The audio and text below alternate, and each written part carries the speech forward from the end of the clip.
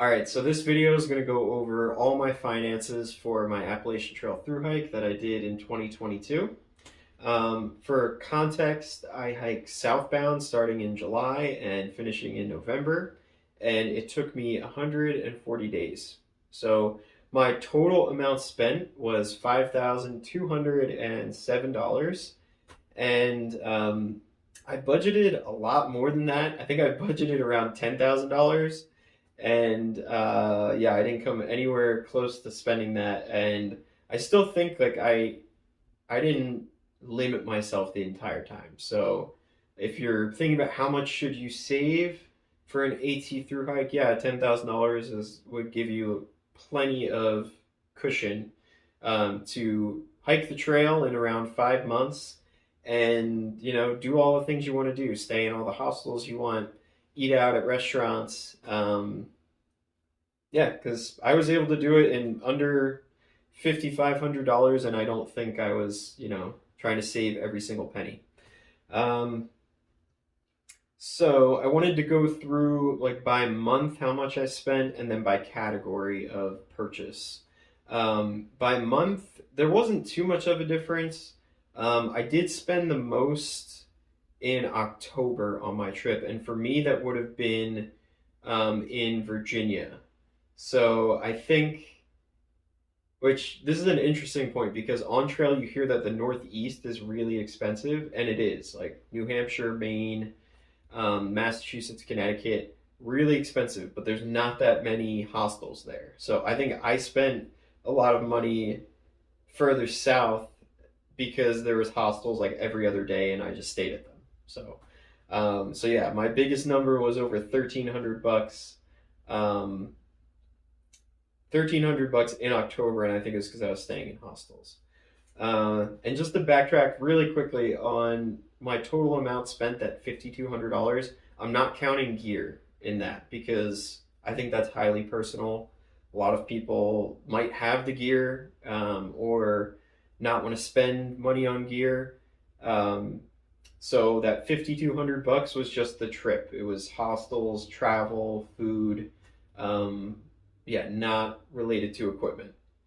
Um, so back to the monthly spending, it was pretty average, right around $1,000 per month. Sometimes a little more, sometimes a little bit less. Um, so in terms of in terms of payment, I use my cards pretty much the entire time. So I just used I use credit cards. I brought about 400 bucks in cash with me, so I uh, I spent all of that. Um, if you're planning a hike and want to know how much cash you should bring, I don't know. A few $100 should be fine. Everywhere takes cards and cash, and I would actually recommend that you get Venmo because a lot of the hostels prefer Venmo, and it's easy to split things with other hikers if you're using Venmo. Um, but yeah, forms of payment: cash, card, Venmo. That would be good. Um, let's go into categories. So my spending by category, I split this up in case people are looking to spend less on certain areas. So on travel, this is travel to Maine and from Georgia. In my case, I spent under 300 bucks. And I think this was so cheap because I live in Virginia and I was just paying for gas and food, pretty much to just get back and forth.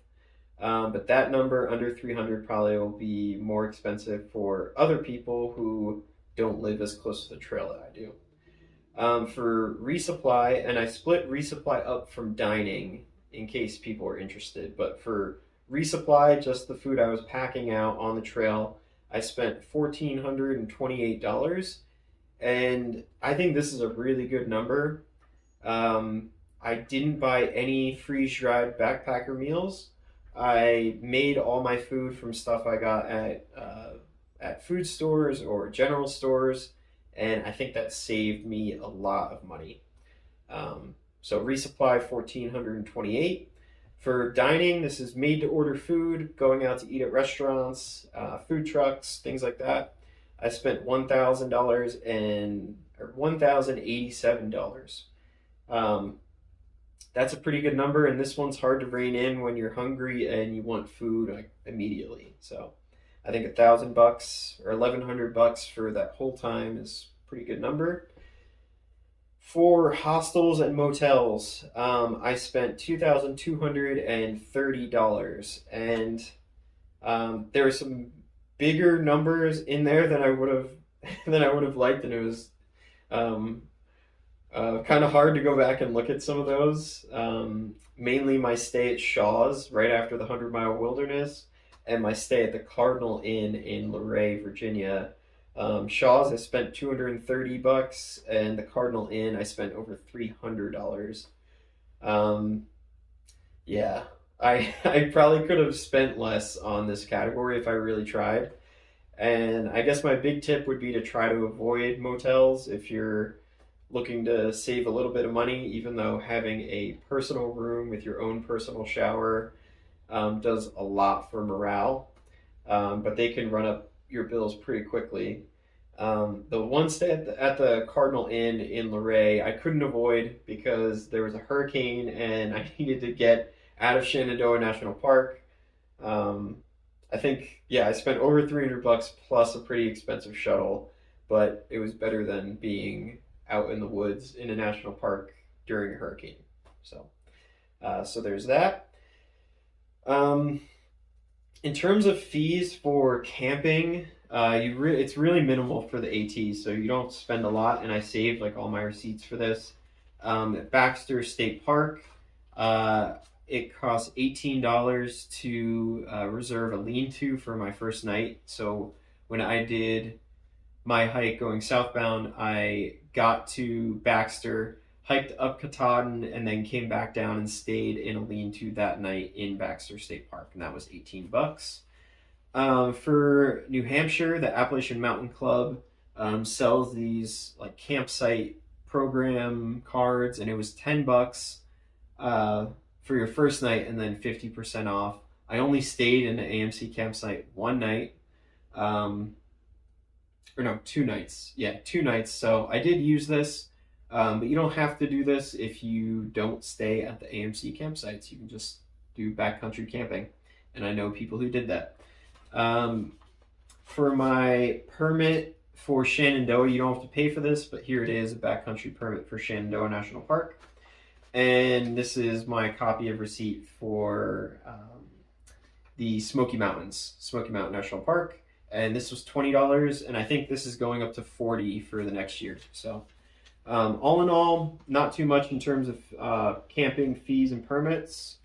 The last category was miscellaneous, and this was, I took one Uber the entire trip. The rest I just spent on shuttles, which the shuttles that I got were from the hostels, so I just added that to the hostel cost. I spent some money on mail to send things home. And then I spent money on apps. So it cost around $60 for Far Out, which I couldn't recommend more as a downloadable GPS app for the Appalachian Trail. And I spent around $50 on my video editor, which I use to edit videos on my phone during the Thru-Hike. So spent $50 on that and around $60 on Far Out.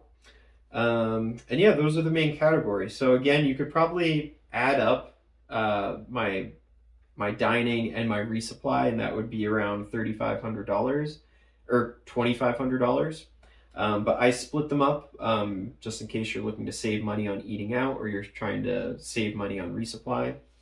So yeah, just to recap, spent $5,200 on a Thru-Hike that was around 140 days. If I had any tips to people who are trying to do this cheap, I already mentioned really trying to find a cheap way to get resupply from stores. That's a really good way to save money. The other would be to stay in hostels sparingly, and there's a lot of options to save money at hostels. So you could camp at the hostels instead of staying in the bunkhouse. You could stay in the bunkhouse instead of a private room. You could just go to the hostel and do shower and laundry and then go back on trail and stay at a shelter. So there's a lot of flexibility in that. And I'd say my number, my, $2,200 for my stays in motels and hostels, I was staying mainly in bunkhouses. I stayed in private rooms 2 times, and I stayed in motels a handful of times. But yeah, if you're looking to save even more money, you're cutting your costs at hostels and motels would be the way to go. And the way to do that would be to not stay in motels. And when you're staying at hostels, just pay for shower and laundry, or just pay for tenting instead of staying in the bunkhouses. So that's pretty much it. If you have any questions, please let me know in the comments, and I'd be more than happy to answer them. But thanks for watching, and take care.